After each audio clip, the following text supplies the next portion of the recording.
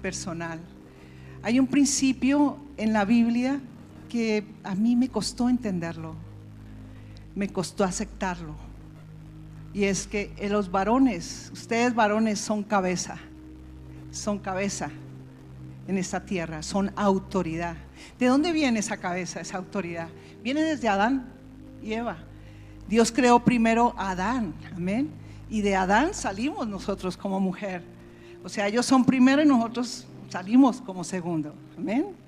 Ya después Dios establece la unidad, establece que seamos uno solo, amén, dos en uno, y ese es el principio. Hay una palabra, y esto no lo digo yo como persona, con mis principios humanistas, no, lo digo porque fue un principio que aprendí, como les digo, me cuesta.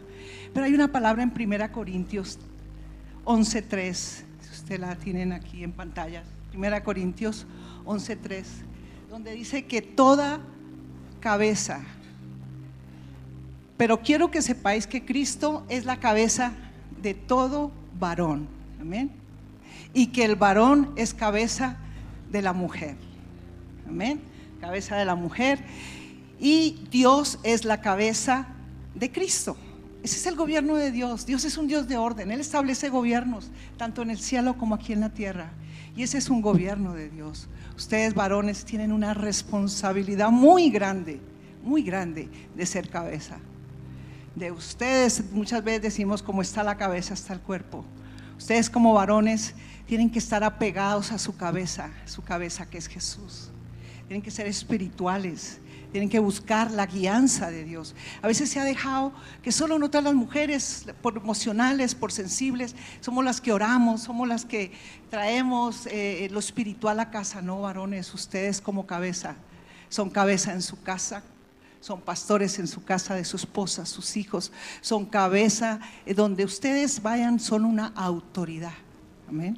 Son una autoridad y responsabilidad y una envergadura que Dios les dio a ustedes, varones, para hacer esa cabeza. Así hay que tener mucho discernimiento y pedirle a Dios, Dios, ayúdame a llevar esa envergadura en la que tú me creaste, por la cual tú me hiciste, amén, con un propósito para esta tierra. Yo bendigo a cada varón hoy, los honro, los respeto, y de verdad que es algo que a mí me ha ayudado a honrarlos a ustedes como varones. Nunca he tenido problemas de nada en cuestión de sublevar de pronto una autoridad, de siempre, como les digo, no es fácil. Esa mala creencia de la liberación femenina, es una mala creencia, es un pensamiento humanista de liberación. Eso no es así. Esto lo estableció Dios así, y Dios es un Dios perfecto de orden, y si Él lo establece, eso funciona así. Yo he tenido mucho tiempo en que he honrado a mi esposo como pastor, como mi esposo, he honrado a mis hijos como líderes, he honrado a estos líderes aquí, los honro, cada líder de cada departamento los honro y los respeto donde yo vaya, una autoridad, así esté caída, se respeta y se honra. ¿Sabe cómo lo hizo David? David pudo haber matado a Saúl, pero él nunca lo hizo. Dijo, Dios me guarde de tocar a un ungido, Dios me guarde. Por eso David tenía una relación tan íntima con Dios, y él sabía, entendía lo que Dios quería, amén. Dios quería que él fuera conforme a su corazón, y él lo logró con esa relación con Dios, amén. Yo hoy quiero traer un mensaje muy especial para ustedes varones, familias, toda la iglesia en general. Un mensaje sobre cómo vencer, cómo ganar tu batalla, amén. Cómo ganar tus batallas. ¿Cuántos muchas veces aquí hemos tenido temores?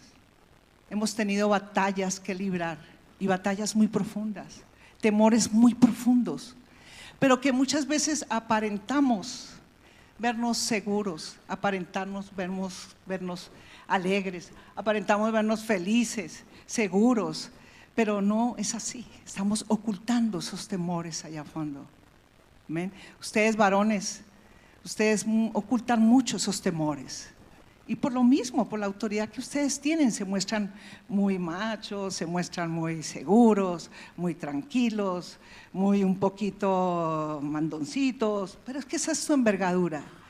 Pero mira, ustedes tienen aún mucho más temores por la misma responsabilidad que tienen. Yo he querido hablar cómo vencer, cómo ir y vencer esos temores. Amén. Yo quiero invitarles a que nos guiemos a través de un personaje bíblico por el cual podemos aprender a través de su historia, a través de sus temores. Es un israelita llamado Gedeón. Yo sé que muchos de ustedes conocen esa historia. De Gedeón se sacan tantas enseñanzas de ese libro de Jueces, y quiero invitarlos a la palabra allí en Jueces 6, 11 y 13. Ahí están en pantalla, vamos a leer. Dice que después el ángel del Señor vino y se sentó debajo del gran árbol de Ofra que pertenecía a Joás, del clan de Abiezer. Gedeón, hijo de Joás, estaba trillando trigo en el fondo de un lagar para esconder el grano de los madianitas. Entonces el ángel del Señor se le apareció y le dijo: guerrero valiente, el Señor está contigo. Le responde Gedeón: Señor, respondió Gedeón, si el Señor está con nosotros, ¿por qué nos sucede todo esto? ¿Y dónde están todos los milagros que nos contaron nuestros antepasados? ¿Acaso no dijeron: el Señor nos sacó de Egipto, pero ahora el Señor nos ha abandonado y nos entregó en manos de los madianitas? Quiero llevarlos a algo que Dios siempre ve en nosotros más de lo que nosotros vemos en nosotros mismos. Él ve más. Mira, él en Gedeón, y quiero contarle un poquito la historia de Gedeón. Yo sé que muchos lo saben así muy rápido. Gedeón era un israelita que estaba viviendo un temor fuerte, muy fuerte. Estaba Israel, el pueblo de Israel estaba siendo atacado por 7 años a través de los madianitas. Madianitas era un pueblo contrario del oriente que atacaba a Israel. Gedeón estaba tan afligido, tan temeroso, estaba allí tan derrotado, tan destruido. Él no veía, porque estos llevaban 7 años, venían, le robaban sus cultivos, los quemaban, saqueaban, mataban sus animales, mataban a su pueblo. O sea, fueron 7 años de mucha dureza. Y Gedeón aparece después de Josué, de Caleb, de ese periodo en que estuvo José y Caleb y conquistaron la tierra prometida. Y por eso viene Gedeón y dice: ¿cómo es que mis antepasados cuentan maravillas de ese Dios y mire cómo estamos? Por eso él le responde a Dios de esa manera. Pero lo que sucede en el fondo de Gedeón es que estaba muy temeroso, desolado, y con razón. Estaba librando una batalla muy fuerte, demasiado fuerte. Estaba siendo sitiada su ciudad, estaban ellos hacinados, escondidos. Venían estos pueblos, era tan numeroso este pueblo que venía y se acampaba ahí en el pueblo, allí en el lugar donde habitaban los israelitas en Israel. Ellos se posesionaban ahí con campamento, con sus familias, con su ejército, con todo, y prácticamente venían y bajaban cada año y les quitaban sus cultivos. Quemaban sus cultivos, quemaban la provisión. Empezó a haber hambre, empezó a haber escasez. Y ahí es donde Gedeón, muy afligido, viendo esta desolación, se le aparece el Señor y le habla de esa manera y lo mira, no como él se estaba mirando, como se estaba mirando o midiéndose. Débil. Hay otra palabra, quiero llevarlos en Jueces, ahí mismo. Estoy parafraseando lo que vivió Gedeón. En Jueces 6, 14 y 15. Vamos a leerlo. Entonces el Señor lo miró y le dijo: ve tú con la fuerza que tienes y rescata a Israel de los madianitas. Yo soy quien te envía. Dios lo estaba enviando a Gedeón a librar una batalla. Y así muchas veces Dios nos envía a librar batallas, amén. Esas batallas que tenemos muy fuertes. Pero dice Gedeón: pero Señor, respondió Gedeón, ¿cómo podré yo rescatar a Israel? Mi clan es más débil de toda tribu de Manasés, y yo el menor de importancia en la familia.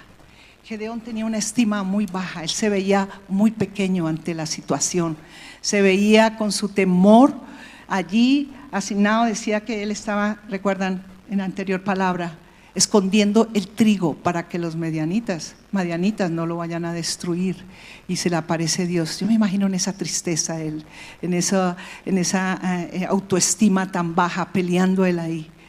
Pero ¿qué pasaba? Mira, el pueblo de Israel, cuando Dios lo tenía bendecido, muy bendecido, el pueblo se olvidaba de Dios. Hay una palabra que dice: Señor, no me des mucho para olvidarme de ti, ni poco para negarte. Muchas veces Dios nos bendice tanto, nos da todo, que como que nos jactamos de tanta bendición. Y por eso el Señor llegó en esos tiempos donde Israel se apartó del Señor, se fue a adorar falsos dioses, se fueron a vivir como dice el mundo y se olvidaron de Dios. Y Dios envió profeta, Dios mandaba profetas, siempre Dios manda un profeta para anunciar lo que está pasando. Hay una palabra donde dice que los profetas están muy pegados al corazón de Dios, que el Señor todos sus secretos se los cuenta antes a sus profetas. Por eso yo admiro el carácter de los profetas, porque ellos tienen un corazón donde el fuego arde por hablar. Ellos ven cosas y tienen que ir y hablar y no callar y anunciar. Nosotros en esta casa tenemos un profeta. Nuestro pastor es un llamado profético que tiene muy grande. Él es un profeta formado a través de los años, y yo te honro, mi amor. Honro a mi esposo, a mi pastor lo honro. Siempre esta iglesia, dice la palabra, que donde hay profeta, donde hay una guía profeta, el pueblo no perece. Y aquí en la iglesia hemos vivido muchas crisis, pero gracias a que hay una cabeza, una autoridad, hay un profeta que anuncia, que anima, que levanta, estamos en victoria siempre. Podemos ganar batallas, amén. Yo quiero un aplauso para este profeta, para nuestro pastor y padre espiritual, amén. Dios mandaba a Israel profetas a anunciar y a decirle: arrepiéntese, están mal, arrepiéntase, están mal. Estaban duros de corazón y por eso les sobrevino el mal. Les vino ese mal. Se levanta este ejército que le estoy hablando de los madianitas a atacarlos y a quererlos destruir. Y viene Gedeón y Dios le da una estrategia. Yo pienso, Gedeón estaba orando. Una vez es cuando ya llega a lo más bajo, a lo último, uno clama y mira a los cielos. Y Dios se le aparece a través del ángel y le habla y le dice: guerrero valiente. Lo ve como un guerrero valiente y se lo recalca. Y Dios, mis hermanos, en esos temores, en esas batallas, Dios nos ve valientes, nos ve guerreros peleando. ¿Sabe por qué? Porque somos sus hijos y Él nos ama y Él está por nosotros siempre. Que aunque nosotros nos apartemos, lo miremos de lejos, Él está ahí buscándonos, Él está ahí esperando que le busquemos. Y Gedeón sigue en la historia y cuenta cómo Gedeón en su baja autoestima y todo. Y vemos en Jueces, bueno, primero que todo, mírenme, ¿cómo vamos a vencer estos temores? Gedeón, quiero que vayamos a través de esta historia, vayan ustedes llevando esta historia y luego lo vamos a aplicar a nuestras vidas. ¿Cómo vamos a vencer esos temores? ¿Cómo Gedeón venció ese temor hacia los madianitas? Y podemos ver aquí, primero debemos enfrentar nuestros temores. Amén. Enfrentar nuestros temores en Jueces 6, 14, 15. Vemos allá a Gedeón diciendo: entonces el Señor lo miró y le dijo: ve tú con la fuerza que tienes y rescata a Israel de los madianitas. Yo soy quien te envía, dice el Señor. Yo soy, dice Dios, yo soy el que te envía. Siempre recuerda, tenemos que librar esas batallas. Hoy tú vas a librar tu batalla. Pero, dice el Señor, dice Gedeón, pero, Señor, respondió Gedeón, ¿cómo podré yo rescatar a Israel? ¿Cómo? Volvemos a esta palabra, ¿cómo? ¿Cómo vencerlo? ¿Cómo él estaba tan en desventaja? Y vamos a un segundo punto en eso. Debemos primero que todo enfrentar nuestros temores. Tenemos que decidir a enfrentar nuestros temores. Gedeón tuvo que decidirse a enfrentar esa batalla, aunque no quería librarla, pero se enfrentó. ¿Por qué? Porque viene un segundo punto y quiere y entendamos, es una segunda manera de que tú venzas tus temores. Primero hay que enfrentarlos, verlos y poderlos vencer y tomar y hacer como una estrategia para ir a vencer. Viene un segundo punto donde Cristo tiene todo lo que nosotros necesitamos para ganar. En Cristo, en Cristo. Nosotros como cristianos deberíamos ser las personas más felices del mundo, las personas mejores que el mundo. Pero muchas veces no logramos eso porque nos apartamos en Cristo. Todo lo tenemos en Cristo. Y viene en Jueces 6:14, le dice Gedeón. Entonces el Señor lo miró y le dijo: ve tú con tu fuerza que tienes y rescata a Israel de los madianitas. Yo soy quien te envía. Vuelve y le dice: yo soy quien te envía. Yo te digo, esa batalla para ganar, tú la tienes, tú tienes. Nosotros tenemos suficientemente fuerza. Nosotros tenemos y somos poderosos en Cristo Jesús. Nuestras armas no son carnales, nuestras armas son espirituales.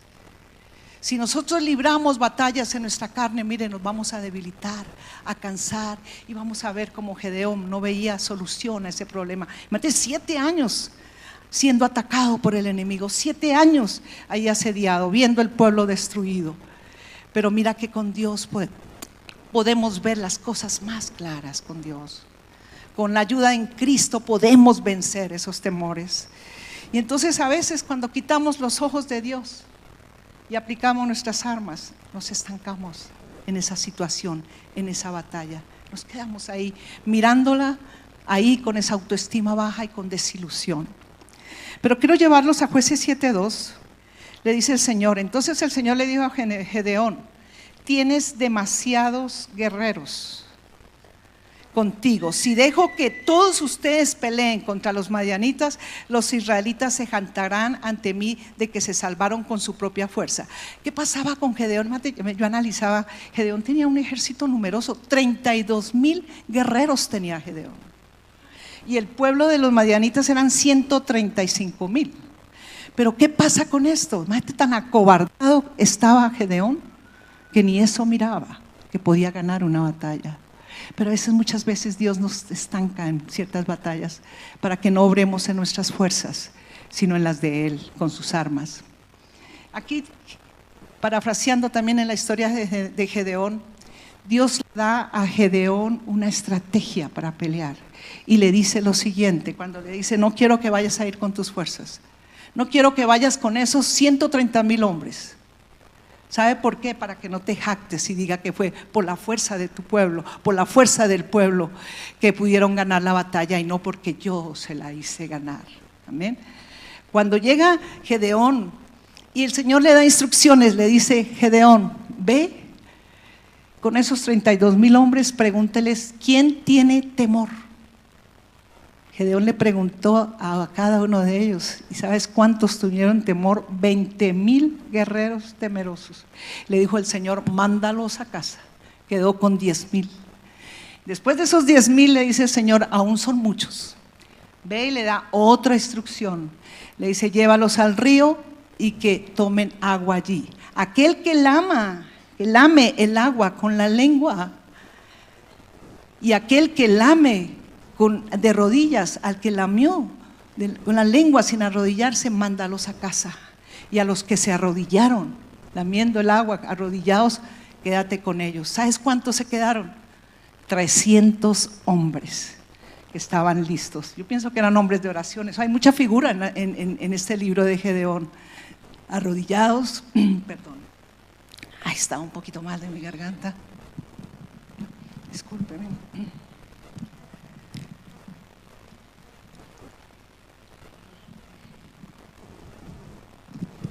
Queda Gedeón con esos 300 hombres. Y viene un tercer paso, una tercera instrucción para Gedeón. Se va con esos 300 hombres y viene y Dios le habla para que mire lo sobrenatural que Dios va a hacer. Ahí el tercer paso, donde dice que un paso adelante en lo sobrenatural es un paso atrás en lo natural. ¿Qué es lo sobrenatural? Es mirando a Dios. Mira, Gedeón, yo no me imagino, Dios le dio la estrategia para ganar. ¿Cómo iba a ganar Gedeón 300 hombres contra 132,000? Pues le da la estrategia. Yo quisiera contar toda la historia, pero no hay tiempo. Pero así parafraseando, les dijo: toma jarros, toma el cuerno, otros dicen trompeta, toma un jarro y pon dentro del jarro una antorcha. Y vayan y miren a los madianitas cuando estén dormidos en la noche. Ustedes se van a acercar sigilosamente y todos juntos van a tocar el cuerno, van a romper las jarras y van a salir la luz. Y ellos cuando se despierten van a ver el ruido, el sonido de la trompeta y van a ver las luces. Y eso le pasó al ejército. Ellos vieron, dijeron, nos están atacando. Hay luces, hay ruidos, hay triunfo, hay mucha gente que nos está sitiando. Y dice que ellos huían despavoridos, se iban. Mira, mis hermanos, a mí me impacta. ¿Cómo? ¿Por qué huían? Ellos no estaban con Dios, estaban desapercibidos. Pero Gedeón iba con Dios. Y Dios le había prometido que le iba a ganar la batalla. Muchas veces nosotros queremos ganar batallas a nuestra manera, pero Dios da estrategias diferentes. Cuando obedecemos, cuando esperamos esa guía de Dios. Amén. Viendo esto, dice la palabra en Jueces 7:21. Cada hombre permaneció en su puesto alrededor del campamento y observaron cómo los madianitas corrían de un lado a otro, llenos de pánico y gritando mientras se daban a la fuga. Fue el plan de Dios. Yo les digo, ¿en qué momento el ejército avanzó a esa victoria? ¿En qué momento? Cuando no se echaron para atrás, no se rindieron, no hubo cobardía, cuando hubo una fe de quedarse en el lugar. Gedeón tuvo fe y se quedó en el lugar. Gedeón obedeció a Dios y empezó a ver lo sobrenatural que Dios iba a hacer. Y eso es lo que se admira de este guerrero israelita, Gedeón. Así fue como ese ejército perdió esa batalla, los madianitas. Muchas veces, mis hermanos, nuestros grandes temores irán tomados de la mano de la victoria. Yo con este tercer punto quiero llevarlos y decirles, puedes ir a la batalla y sentir temor al mismo tiempo. Podemos sentir temor. Gedeón sentía el temor. Pero ¿por qué peleas? Porque tú tienes un corazón valiente. Tus temores los puedes pelear, los puedes ganar, tomados de la mano de Dios, viendo lo sobrenatural de Dios, echando un paso en lo natural, en tus fuerzas atrás y avanzando un paso adelante en lo sobrenatural. Mira, mis hermanos, en Efesios 6:13 dice la palabra: por lo tanto, póngase en todas las piezas de la armadura de Dios para poder resistir al enemigo en el tiempo del mal. Y así después de la batalla todavía seguirán de pie firmes, de pie firmes. Amén. Hoy el mensaje, mis hermanos, a través de esta historia de Gedeón, que quiero transmitirles: ¿cuál es tu temor hoy? ¿La inmigración? Mira, hermanos, a mí me encanta ver a estas familias aquí en la iglesia cuando uno les pregunta: ¿y tú cómo te sientes ante esta situación? Pastores fuertes, con la esperanza, con la fe, aquí me quedo porque si Dios me trajo, pues Dios me va a guardar y me va a tener acá. Eso es fe. Eso es esperar como Gedeón lo sobrenatural. ¿Y qué está pasando? El enemigo se está como confundiendo, ¿no? Un día dice una cosa, otro día dice otra cosa y está convenciendo a los que había engañado y como que en verdad este enemigo no es tan bueno. Espérense, confíen en Dios. Si tú tienes temor a la migración, espera. Amén, espera en Él. Tu fe es más fuerte. Pelea tu batalla no en tus fuerzas, no maldiciendo, no llevando a cabo palabras contra otras personas, maldiciendo, no. Toda maldición se revierte con la bendición. Tu pelea es la salud. Espera en Dios. Yo peleé 2 años el cáncer, luego peleé una leucemia por 3 meses, luego un lupus por 3 años y medio. Esperé y vi lo sobrenatural de Dios, usando siempre sus armas, no mis fuerzas, no mis armas porque ya no existiera, ya me hubiera muerto. ¿Ven? ¿Cuál es otro problema que tú puedes tener? Tus asuntos personales, tus luchas internas. Ve donde Dios y habla con Él. Él te dice: mi guerrero esforzado, valiente, tú puedes con mi ayuda ganar esa batalla. Tu parte financiera, mira, asocia a Dios. Gedeón, antes de ir a la batalla, es increíble, él dio una ofrenda a Dios. A pesar de la escasez, ofreció ganado, ofreció comida. Y Dios vio con agrado esa ofrenda. No temas, a veces hay gente: yo no puedo ofrendar ni lo más mínimo porque es que estoy ahorrando, porque uno no sabe. No, Ofrenda para Dios, da ofrenda para Dios. Créele que tus finanzas no están solo por tus fuerzas, porque Dios te las quiere bendecir. Él es el que las tiene bendecidas. Él es el que bendice tu trabajo. Él es el que pone gracia ante los demás para que tú salgas adelante. Piensa en ideas, ora, sueña y empiezas negocios, nuevas cosas a hacer. Hay gente que tú empiezas a hacer un negocio y lo primero que dice es: no, eso no funciona, eso a muchos no le ha funcionado. Serán a ellos, pero tú con Dios te va a funcionar. Hay otro problema que hoy en vida, hoy en día, en estas circunstancias, es el matrimonio. Hermano, hay tanto conflicto en los matrimonios hoy en día. Nosotros pasamos toda la semana ministrando matrimonios, pero ¿sabe por qué hay tanta guerra, tanta lucha? Muchas veces escuchamos más al enemigo que al mismo Dios, que nos dice: ustedes pueden. Mira, el matrimonio no es un encantamiento de enamoramiento y de perfección. El matrimonio son dos personas imperfectas, incompatibles. Muchas veces dicen: no funciona porque no somos compatibles, no funciona porque no estás a mi medida. No es así.